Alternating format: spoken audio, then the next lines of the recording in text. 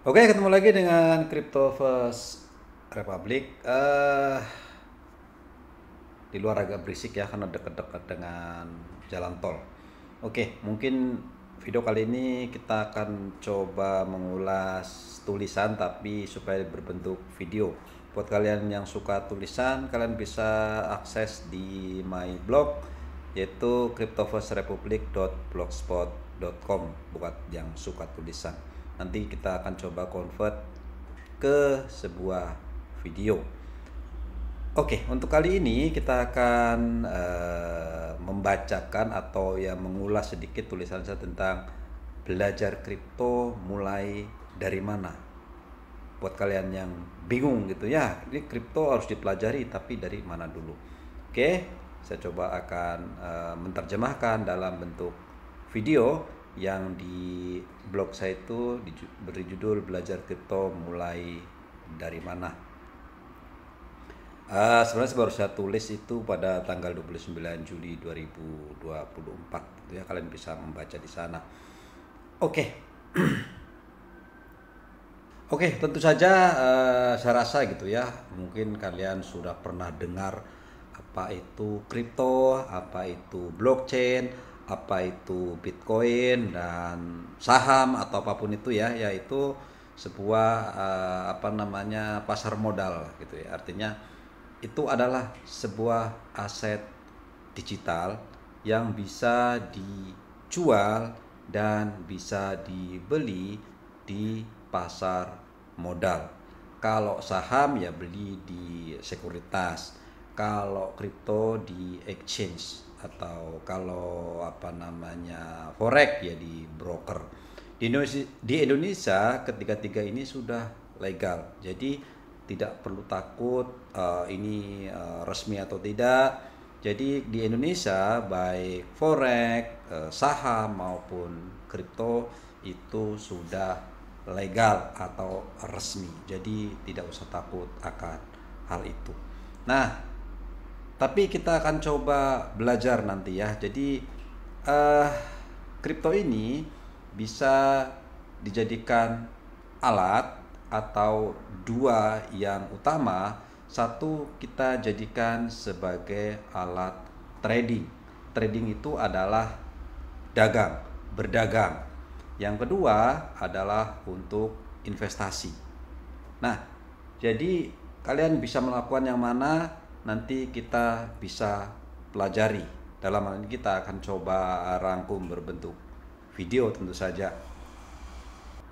Oke, ada dua hal dasar yang perlu kalian pelajari dalam dunia kripto. Satu adalah teknologinya, yang kedua adalah keekonomiannya. Jadi ada teknologi, ada ekonomi. Jadi ada dua hal berbeda yang mungkin perlu kalian pelajari.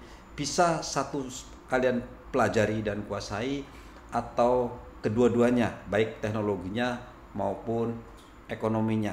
Kalau saya kebetulan karena saya orang teknis, saya orang mesin, saya orang elektro, saya tertarik kepada teknologinya tentu saja. Tetapi secara keekonomian saya juga harus menguasainya supaya paling tidak saya bisa mendapatkan nilai ekonomi atau nilai uang atau cuan dari dunia kripto. Oke, eh, ngomongin teknologi seperti apa sih kalau kita mau pelajarinya? Kripto ini kalau kita dalami secara teknis itu tentu ya rumit sekali, sangat rumit. Tapi saya coba akan berikan gambaran dasarnya saja deh gitu ya. Kalau kalian pelajari nanti dalam sekali itu ya rumit gitu. Tapi bukan berarti tidak bisa. Sekarang ini informasi sudah terbuka, kalian belajar di mana saja, semuanya gratis, tinggal baca, tonton, ya pasti bisa lah gitu ya. Tapi sekali lagi, hal dasar yang disebut teknologi adalah sistemnya. Oke, kita ngomong sistem saja deh. Sekarang sebelum kita kripto, kita ngomongin bank dulu. Bank itu di balik banknya, di balik kita punya m-banking, kita punya ATM, kita punya buku rekening, itu ada sistem di belakangnya. ada sebuah sistem yang mengelolanya. Jadi nggak lagi manual, guys. Kalian datang ke teller bank, kemudian kalian masukkan duitnya ke sana, ngasih duit, kemudian diketik, kemudian nanti di print buku rekeningnya. Itu kan bentuk fisiknya. Sebenarnya di balik itu ada sistem perbankan, yang mana bank itu punya server, punya sistem sendiri. BCA punya sendiri, BRI, Mandiri dan lain itu punya sistemnya masing-masing. Tapi inti daripada sistem itu kan hanya mencatat nama Anda, data Anda, alamat Anda, semuanya mencatat itu saja. Itu dicatat. Yang pertama. Yang kedua, hanya bertugas untuk menghitung, mengurangi saldo Anda, menambah saldo Anda. Udah, titik. Tugasnya hanya itu saja. Simpan data Anda, dimasukkan tentu saja nama, alamat, nomor rekening, nomor telepon dan lain-lain yang untuk membuktikan bahwa rekening itu milik Anda. Kemudian pada saat kalian dapat dana sudah masuk, mungkin sekarang itu sudah nampak di handphone, nampak di komputer dan lain-lain, itu kan hanya berupa catatan aja, dicatat. Kemudian dikurangi. Jika kalian membeli lewat QRIS, transfer atau apapun itu dikurangi. Atau ditambahkan ketika misalnya dapat duit dari luar. Hanya itu tugasnya, nggak ada lain. Mungkin ada pembagian ya sama aja.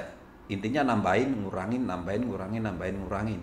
Seperti itu. Nah, sistem bank ini semuanya dikuasai sepenuhnya oleh bank. Sepenuhnya kendali di tangan bank. Bahkan misalkan Anda punya uang sekarung dibawa ke teller, kemudian ditransfer ke rekening lain, Anda tidak bisa berbuat apapun juga gitu ya. Tetap bisa teller yang mengendalikan. Ataupun misalkan tiba-tiba duitmu ditambah jadi 1 miliar, atau duit yang 2 miliar tiba-tiba hilang, atau nggak bisa diambil, atau diblokir, atau dihapus, semuanya dikendalikan oleh pemilik bank itu sendiri yang punya akses. Satu-satunya hal yang menghalangi mereka adalah etika atau hukum. Karena hukum itu membuat mereka tidak berani untuk memanipulasi duit catatan Anda di dalamnya. Tentu kalian pernah lihat hacker. Jadi hacker tinggal masuk ke dalam, diacak-acak, ambil duitnya, selesai. Itulah yang disebut sistem. Sistem ini karena pemiliknya adalah tunggal, maka disebut sebagai centralized atau terpusat. Ingat ya, sentralisasi, terpusat. Jadi pusatnya ada, pemiliknya ada, yang menguasai ada.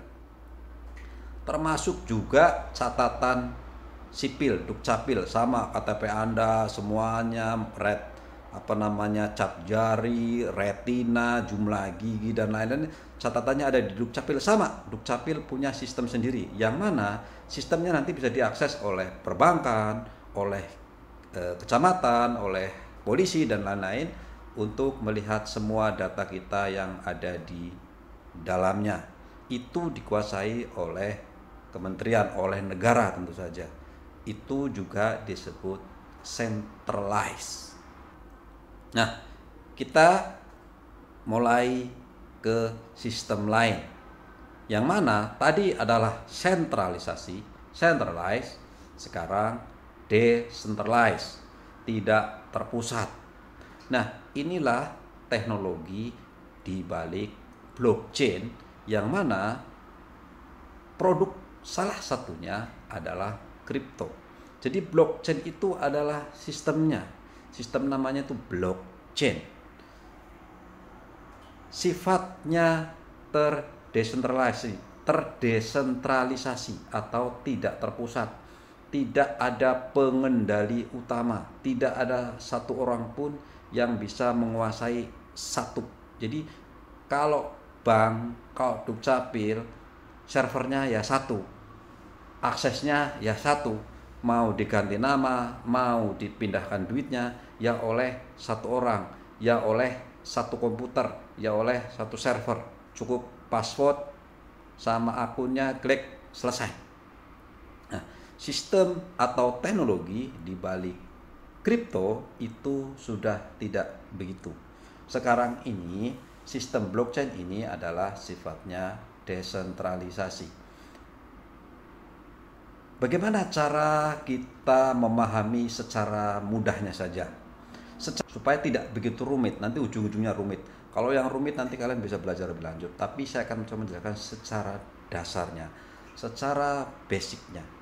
Nah, bank itu punya server tentu saja untuk aplikasinya. Jadi di sana dia yang mengatur, mengolah, membagi, menyimpan, mengurangi, menambahkan, itu di sana ada. Di di blockchain, di kripto juga ada. Sama saja. Dia tugasnya hanya mencatat, mengurangi, dan juga menambahkan. Kan itu saja. Artinya menambahkan secara online tentu saja ya. Jadi jangan menambahkan hanya satu komputer. Ini sifatnya adalah online dan sifatnya global, no border, borderless, tidak ada batas. Jadi semua yang terkoneksi dengan internet itu sistemnya bisa connect. Itu satu dulu ya, berarti server blockchain itu tidak ada di satu titik. Katanya Bitcoin dimiliki oleh Satoshi atau diciptakan oleh Satoshi Nakamoto. Dia hanya punya idenya saja. Nilo sistemnya seperti ini. Satoshi untuk mendapatkan Bitcoin pun sama prosesnya, sama seperti saya kalau mau mendapatkan Bitcoin. Bitcoin itu didapat dari menambang. Jadi saya punya komputer, katakanlah laptop ya, kalau zaman dulu, sekarang sudah bisa karena sudah makin tinggi. Laptop yang di rumah saya atau komputer rumah saya tinggal diinstal sistem blockchain Bitcoin. Setelah terinstall nanti akan terkoneksi dengan seluruh laptop atau komputer atau server di seluruh dunia yang punya software Bitcoin tersebut. Jadi mereka saling komunikasi. Itulah fungsi dari komputernya. Ketika wallet saya, kalau di bank namanya rekening, kalau di blockchain namanya wallet, dompet gitu ya. Ketika saya punya satu Bitcoin atau satu PP atau satu Shiba atau berapapun kripto di dalamnya, ketika saya transfer ke Anda, itu harus ada validasi, harus ada apa sih namanya ya, ya approval gitu ya. Jadi ketika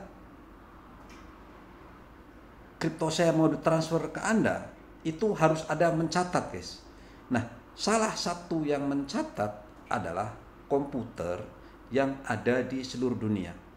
Dan komputer ini harus bekerja sama, harus saling berebut. Siapa kuat, dia yang akan menghitung. Jadi di dalam, pada saat kita transfer, bukan transfer begitu satu BTC duk ke sana, nggak begitu juga. Jadi ada namanya sistem kriptografi di sana, yang mana angka yang akan kita transfer ke wallet lain itu akan dipecah dulu, akan di-hashing dulu, akan dihancurkan dulu, supaya datanya itu tidak beraturan dan tidak bisa dibajak begitu saja.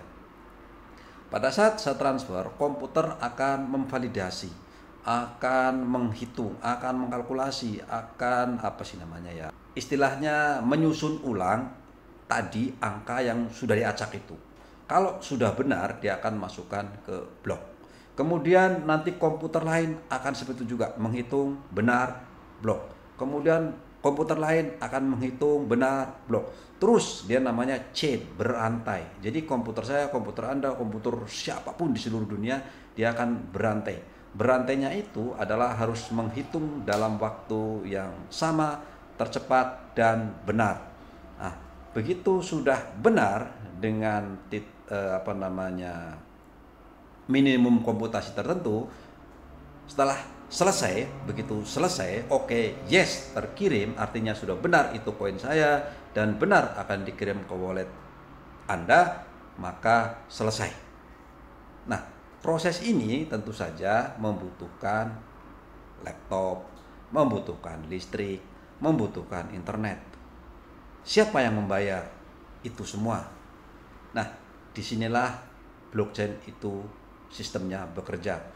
Pada saat laptop saya, laptop Anda, atau penambang di seluruh dunia bekerja, itu dikasih gaji lah gitu ya. Jadi dikasih fee, dikasih upah berupa koin yang ada di dalamnya. Misalnya Bitcoin. Bitcoin punya jaringan namanya Bitcoin. Koinnya disebut BTC atau singkatan Bitcoin. Bitcoin juga. Jaringannya Bitcoin, koinnya BTC. Jadi Bitcoin gitu ya. Nah, ketika laptop saya atau siapapun itu berhasil menghitung dengan benar, kemudian dengan cepat, karena itu berebut, maka akan dikasih nilai tertentu di wallet saya, walaupun saya tidak membelinya, walaupun Anda tidak membeli, tidak harus membeli juga, kalian menambang aja, hidupkan komputer, connect, itu berjalan otomatis. Nah, kita akan dapat fee berupa Bitcoin. Semakin sering, semakin kuat, semakin besar komputernya, maka akan semakin banyak kita mendapatkan Bitcoin. Selama transaksinya juga tinggi, jadi yang transaksi juga akan seluruh dunia kan besar guys. Jadi seluruh dunia itu mungkin jutaan Bitcoin mondar mandir gitu ya, jadi mondar mandir ke sana kemari. Itu Bitcoin itu kan ada validasinya, ada apa sih namanya, approvalnya lah gitu ya, yang seperti tadi ada yang bekerja di sana, bukan manusia lagi yang bekerja seperti teller bank, tapi ini full otomatis komputer yang disebut node, atau kita tahunya penambang, miner gitu ya. Jadi dia berjalan otomatis. Setiap keberhasilan itu kita dikasih gaji berupa Bitcoin. Nah, disitulah kita bisa mendapatkan Bitcoin tanpa membeli, termasuk Satoshi Nakamoto di awalnya. Kalau dulu tentu saja menambang dengan komputer sederhana, komputer laptop, PC, tentu bisa. Sekarang tidak bisa karena saking besarnya server atau komputer yang terkoneksi di jaringan Bitcoin. Jadi mustahil. Nah, kenapa disebut tidak terpusat? Karena tidak ada satupun, tidak ada satu institusi pun, tidak ada satu entitas pun, tidak ada satu negara manapun yang bisa memanipulasi, bahkan mau mengontrol uang di wallet saya, Bitcoin di wallet saya, itu tidak bisa. Untuk membobol wallet saya secara chain ya, chain ini bukan membobol handphone saya, ngambil kuncinya, ngambil itunya, bukan itu. Kalau itu hacker itu tinggal masuk ke handphone saya, curi kuncinya, buka, masuk kunci, ditransfer, itu bukan merusak sistem, itu hanya merusak handphone saya, mencuri dari saya gitu. Tapi kalau kita mau memanipulasi, itu sistemnya sama. Kalau Bank BCA, Mandiri dan lain-lain tidak perlu membobol handphone saya. Kalau dia mampu membobol banknya, maka bisa menggasak seluruh isinya di sana tanpa perlu membobol saya juga. Nggak perlu masuk ke handphone saya, cukup masuk ke servernya sana, maka selesai. Tapi di dalam dunia blockchain, di dalam dunia kripto, itu tidak bisa.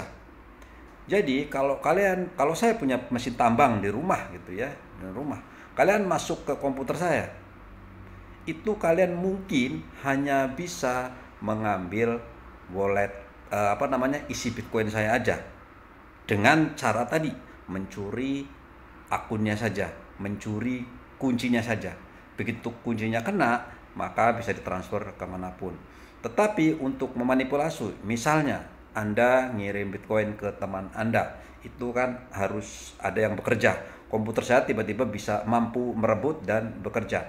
Kemudian saya manipulasi, saya sendiri manipulasi dari laptop saya supaya koin Anda masuk ke wallet saya, atau dialihkan, atau nilainya tambahkan, dikurangi, maka tidak bisa. Karena apa? Karena untuk memanipulasi, Anda harus masuk ke laptop saya, harus masuk ke laptop orang lain, masuk ke laptop di seluruh dunia yang jumlahnya ribuan. Kita nggak tahu di mana, punya siapa, sekuat apa, kita tidak tahu. Jadi kita harus mengontrol 50% validasinya. 50% plus satu dari komputasinya menguasai sepenuhnya, baru kita bisa memanipulasi transaksinya, menguasai sistemnya. Jadi sangat mustahil. Nah, itulah yang disebut sebagai centralized, tidak terpusat. Kalau kita mau mengendalikan, memanipulasi isi catatannya, masalahnya kita harus mengontrol, menguasai, menghack ribuan komputer di seluruh dunia. Menghack satu komputer saja sudah sulit, apalagi menghack seluruh jaringan di seluruh dunia. Belum lagi sistem kriptografinya, belum lagi sistem pengamanannya. Jika ada sesuatu anomali yang aneh di komputer saja, maka komputer lain akan segera merejectnya. Di komputer lain nanti ada sesuatu yang aneh, dia akan segera membloknya. Itu sudah terjadi secara otomatis dilakukan oleh sistem bernama blockchain itu tadi. Salah satunya adalah Bitcoin. Nah, di dalam dunia kripto, jaringan itu banyak sekali. Sangat banyak, termasuk koin dan token di sana. Yang paling kita kenal mungkin Ethereum, mungkin BSC, Binance Smart Chain, mungkin Solana yang sekarang ada Bong, ada apalagi banyak koin-koin meme yang terkenal sekarang itu ada di Solana seperti itu.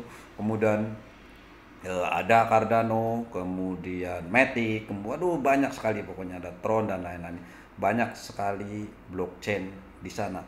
Tetapi secara prinsip, secara sistem kerjanya adalah sama. Jadi itu kalau kita mau mempelajari sisi teknologinya. Di baliknya lagi ada sistem kriptografinya dengan encode SH256 atau apa, kalian silakan baca lagi kalau mau didalamin. Setiap chain itu berbeda-beda, dia punya sistem kriptografinya. Kemudian sistemnya ada proof of work, ada proof of stake, ada proof of yang lain. Itu ada banyak guys kalau kalian mempelajari sistem teknologinya, di baliknya itu seperti apa. Kalau Bitcoin diciptakan fungsinya murni hanya sebagai mata uang, titik. Hanya alat untuk membayar, titik. Jadi Bitcoin itu dijadikan alat untuk transfer. Jadi kalau saya punya 10 Bitcoin, saya mau transfer ke Amerika, ke Kanada, ke Malaysia, ke Brunei, ya tanpa ada perantara mana, siapapun, nggak perlu perantara. Kalau kita kamu transfer ke saudara atau membeli barang di Amerika, kita pakai BCA atau pakai atau PayPal atau wallet apapun, Dana, OVO dan lain-lain. Itu adalah perantara yang mana setiap kita transfer pasti kita ada fee-nya, ada adminnya yang kita bayarkan ke mereka. Mereka bisa saja pada saat transfer duitnya nggak ditransfer, kan bisa saja. Namanya juga terpusat, namanya juga centralized, kendali di tangan mereka. Kita transfer duitnya mereka bawa kabur, ya bisa saja. Dalam dunia blockchain itu tidak ada, itulah teknologi yang ada. Nah, kalau Ethereum itu fungsi Bitcoin tadi di cover juga, karena dia bisa transfer juga, bisa untuk alat bayar juga, tapi dia menawarkan scalability plus dia bisa menampung aplikasi tidak terpusat. Kalau seperti kita punya Android, kita punya Microsoft, itu kan milik Google, itu kan miliknya Bill Gates. Kalau mereka mau ngeblok, ya diblok aja. Kalau kita merasa bajakan sama mereka, pasti diblok juga, dibikin lelet. Artinya apa? Mereka mengendalikan sepenuhnya. Nah, di dalam aplikasi berbentuk dApp, Decentralized Application, itu setiap aplikasi itu sifatnya tidak terpusat juga, artinya tidak bisa dikendalikan. Kalau kita mau masukkan data ke sana, ya sudah, mereka tidak bisa ngutik-ngutik. Ya mereka tidak bisa mengendalikan data kita karena sifatnya adalah centralized. Semuanya di tangan kita. Kita mau cabut, kita yang menguasai. Kita mau upload, kita yang menguasai. Kita mau bikin token, mau token meme kayak, token apa kayak, mau dijual, mau kita rakbul gitu, mau apa. Intinya kita bikin aplikasi di atas Ethereum. Nah, itu sifatnya antara decentralized. Tidak ada yang bisa menghentikan atau mematikannya. Terbukti dari 2009 sampai sekarang Bitcoin itu tidak pernah mati sama sekali walaupun sedetik. Tidak pernah bisa karena komputernya yang sudah tersebar di seluruh dunia ini itu sangat mustahil untuk dihack dan untuk kita matikan bersama-sama. Nah, bagaimana mereka melakukan upgrading? Bagaimana mereka melakukan pengamanan? Di dalam dunia blockchain, di sana ada kalau di Ethereum itu ada Ethereum Foundation, ada Bitcoin Foundation, ada apa? Di mana ada community. Yang mana bukan berarti tidak ada sama sekali kendali. Ada kendali, tetapi tidak dikuasai oleh satu orang. Di dalam dunia chain ada kendali secara demokrasi. Artinya di dalam komunitas itu, misalkan ada developer, ada penambang, ada exchange dan lain-lain dikumpul jadi satu. Di sana ada namanya konsensus. Misalnya, Bitcoin ini ada pengen naikkan kecepatan supaya lebih cepat, bagaimana caranya? Nah, itu akan diadakan rapat atau konsensus. Seperti kalau di anggota DPR itu ya rapat DPR gitu, memberikan usulan. Siapapun boleh usul, siapapun boleh menolak, siapapun boleh menyetujui. Nah, untuk bisa upgrade sebuah sistem chain, maka 50% plus 1 harus setuju. Kalau tidak setuju, biasanya akan terjadi hard fork, artinya ada terjadi pembangkangan gitu ya. Walaupun ini terjadi, walaupun bisa ini di-upgrade, bagi yang tidak setuju di-upgrade, dia bisa membuat sendiri hard fork, namanya itu bisa saja terjadi. Membangkang lah, artinya oposisi lah kalau di kita ya, itu demokrasinya seperti itu. Asalkan 51% plus 1 komunitinya atau penambangnya setuju, maka semua akan di-upgrade secara bersama-sama. Upgrade misalkan ada 10.000 komputer, ya 10.000 harus setuju. 10.000 komputer, makanya 5.000 plus 1 itu harus setuju, harus dirubah datanya, dirubah chainnya, dirubah sistemnya. Yang sisanya mau tidak mau, suka tidak suka, kalau masih mau berhubung dengan Bitcoin, sistemnya Ethereum misalnya, maka dia harus ikut merubahnya. Nah, disitulah kendalinya. Nah, mengendalikan ini tidak terpusat karena kita tidak tahu siapa di sana, siapa mereka, siapa itu tidak ada yang tahu, enggak ada yang tahu. Pokoknya kita hanya bisa memilih yes or no. Kalau kita mau ngasih ide, alasannya apa, bagaimana caranya, keamanannya bagaimana, dan lain sebagainya. Nanti akan didiskusikan, dirapatkan, voting. Kalau votingnya oke, beres, dan seperti itu sistem ya dibaliknya. Oke, itu kalau mempelajari banyak sekali, itu baru ngomong sistem satu, belum nanti ada koin meme, ada koin, ada token, ada NFT, ada banyak banget, ada DeFi, ada lagi dApps tadi yang kita bicarakan dan lain-lain, banyak sekali kalau kita mau mempelajari teknologinya. Jadi buat kalian yang teknis, belum lagi ngomongin codingnya, belum ngomongin install bagaimana, setting bagaimana dan lain itu banyak. Tapi kalau kalian mau mempelajari secara sistem bisa. Oke, tinggal silahkan kalian belajar saja di online. Banyak yang gratis, buku banyak yang tersedia, baik yang e-book maupun yang buku fisik. Tinggal kalian belajar saja. Bisa mulai dari sana. Nah, yang kedua, sebetulnya ini harus jadikan yang pertama tadinya ya. Nah, yang kedua adalah belajar secara keekonomian, di mana pasti ini yang umum. Yang biasanya akan orang lakukan adalah belajar bagaimana cara saya mengendarai sebuah mobil. Kita tidak peduli cara kerjanya busi bagaimana, CDI bagaimana, bagaimana bikinnya, dibuat dari apa, kualitasnya di dalamnya seperti apa. Biasanya orang tidak peduli itu. Misalkan kita beli mobil, ya intinya bagaimana saya bisa nyetir mobil, bagaimana saya bisa merawat sederhana, siapa pembuatnya, paling-paling ngomongin fundamental paling ya kalau kita beli mobil ya Honda atau Suzuki, ya udah sebatas itu saja. Tapi kita tidak pernah peduli dengan sistemnya bagaimana, bikinnya bagaimana, kita tidak pernah peduli. Yang peduli adalah yang penting saya bisa pakai mobil. Disinilah mungkin secara keekonomian kita seperti itu. Mungkin kita tidak perlu belajar bagaimana blockchain bekerja, bagaimana sistem Ethereum gimana, tidak perlu juga. Yang penting bagaimana kita belajar tentang keekonomian. Bagaimana saya bisa mendapatkan value, mendapatkan cuan dari kripto itu. Mungkin Anda bisa mulai dari situ kalau kalian tidak mau belajar teknis atau belajar teknologinya. Secara ekonomi, Bitcoin itu memang bisa mendatangkan hasil atau mendatangkan uang buat kita.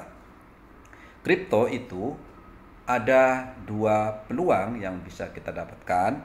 Satu adalah dari trading. Yang kedua dari investasi, yang ketiga mungkin dari staking, yang keempat bisa dari lending and borrowing atau meminjamkan ataupun menggadai. Itu bisa dapat dari sana. Oke, kita akan ngomong dulu yang mungkin trading. Trading itu adalah berdagang. Bahasa Indonesianya kan trade, berdagang, dagang. Nah, berdagang itu adalah membeli murah, jual lebih tinggi. Membeli tinggi, jual lebih tinggi lagi. Namanya sebuah aset berharga pasti tidak naik terus-terusan. Dia ada naik, ada turun, naik, turun, naik, turun, jatuh dalam, naik sangat tinggi. Itu adalah pasar yang biasa. Ketika berdagang, misalnya Anda berdagang bakso, mungkin Anda akan tahu kerugiannya, rugi atau untung ketika kita tutup warung di malam hari. Misalnya pagi hari, kita mulai berjualan. Kita akan tahu persis berapa kerugian kita, berapa keuntungan kita ketika malam hari setelah dihitung. Berapa modal, berapa pengeluaran, berapa pendapatan. Nanti dikalkulasi, oh kita tahu untung dan rugi dari itu. Trading berjalan jauh lebih cepat karena dia bergerak setiap detik, setiap menit, setiap jam, setiap hari, setiap minggu, setiap tahun.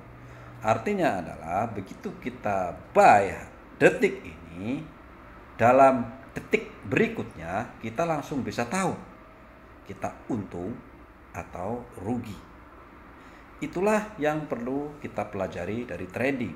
Seorang trader itu harus mempelajari marketnya, harus mempelajari pasarnya. Banyak metode di luar sana, mulai dari fundamental, mulai dari technical analysis, bandarmologi dan lain-lain. Silahkan kalian mau pakai metode apa terserah. Yang pasti intinya adalah kalian beli pada saat dia turun atau saat murah dan jualah pada saat dia tinggi. Dalam satu hari mungkin bisa puluhan kali, belasan kali trade. Seorang trader tidak bisa melihat harga itu turun, karena begitu turun harus di-buy. Turun lagi, buy lagi, turun lagi, buy lagi. Begitu naik, jual, naik, jual. Itulah seorang trader. Selanjutnya adalah investor, investasi. Seorang invest adalah seorang yang tukang simpan, penabung, menabung. Kita membeli aset Bitcoin, Ethereum, PP, Shiba, Doge, dan lain-lain, tinggal buy, simpan, tunggu targetnya sampai 2 tahun, 3 tahun, 4 tahun, 5 tahun, 10 tahun, 20 tahun, 30 tahun. Biarkan dan jual ketika sudah sesuai targetnya. Itu adalah investor. Itu adalah investasi. Seorang investor itu tidak peduli dengan harga. Hari ini naikkah? Hari ini turunkah? Sudah cuan berapa persenkah? Sudah rugi berapa puluh ribu kah? Itu tidak peduli. Bagi seorang investor adalah mempelajari mempelajari fundamentalnya dengan keyakinan baik di masa depan itu akan naik. Bagaimana kita bisa memprediksi masa depan? Tentu saja dengan kita melihat masa lalu. Mustahil kita tanpa melihat masa lalu. Itu namanya berjudi. Karena berdagang itu adalah masa lalu yang harus kita lihat. Contoh, kita berdagang bakso. Saya punya produk bakso. Saya akan berdagang di sebuah pucuk gunung yang mungkin nggak ada orangnya.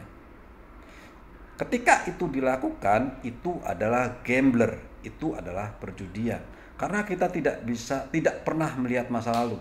Apakah ada orang yang camping di situ? Apakah ada orang yang jalan ke situ?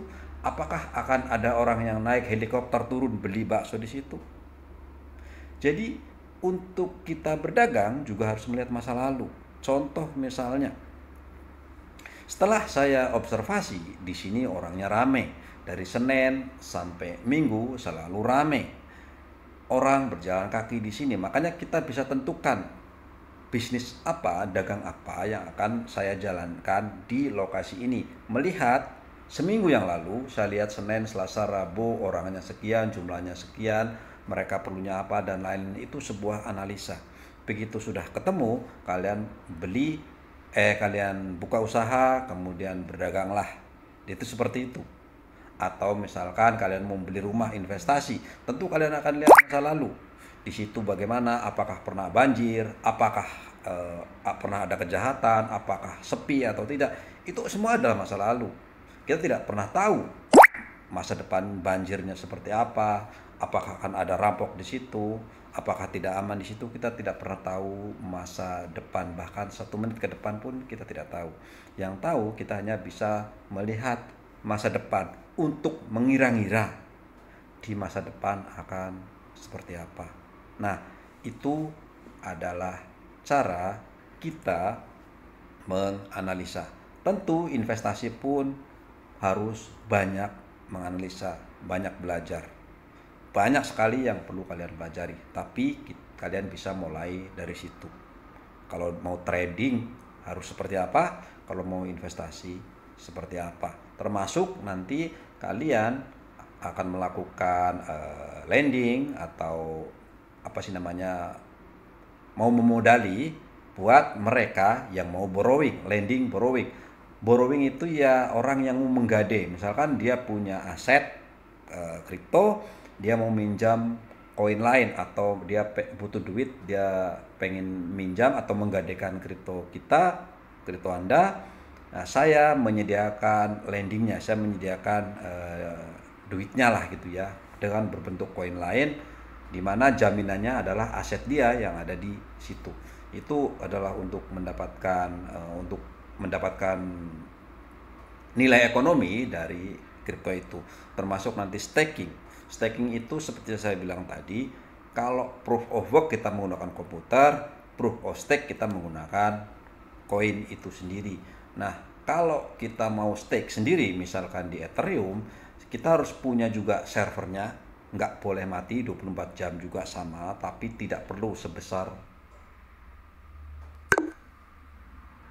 Iya. Kayak gitu ya. Kenapa listrik mati lagi? Lampunya mati, guys. Gitu ya. Jadi kalau kalian mau belajar kripto bisa mulai dari sana, bisa mulai dari si keekonomian, bisa mulai dari sisi teknologinya. Terserah kalian mau yang mana. Kalau kalian mau sisi ekonomi ya kalian bisa belajar trading, bisa belajar investasi. Kalau belajar teknologinya ya kalian bisa mempelajari tentang sistem blockchain itu sendiri. Jadi eh, kenapa kita perlu mempelajari keduanya? Ya setidak-tidaknya kalau kita beli mobil gitu ya, kalau kita tahu mesinnya pasti ya kita akan lebih lebih make sure lah, lebih berani kan. Kan udah kita beli Honda, beli Yamaha, beli Suzuki, tapi kita tahu mesinnya ya pasti kita akan happy aja gitu, enjoy aja kan. Rusak misalkan di jalan tiba-tiba rusak ya kita bisa benerin sendiri. Nah, sama juga kalau kita belajar kripto, paling nggak kita bisa meminimalisir itu dan membuat kita lebih percaya diri pada saat kita trading maupun investasi. Itu saja sih sebetulnya ya. Jadi untuk belajar keilmuan dari kripto itu sendiri. Oke, geng, sudah gelap. Terima kasih. Mudah-mudahan bermanfaat dan bye-bye.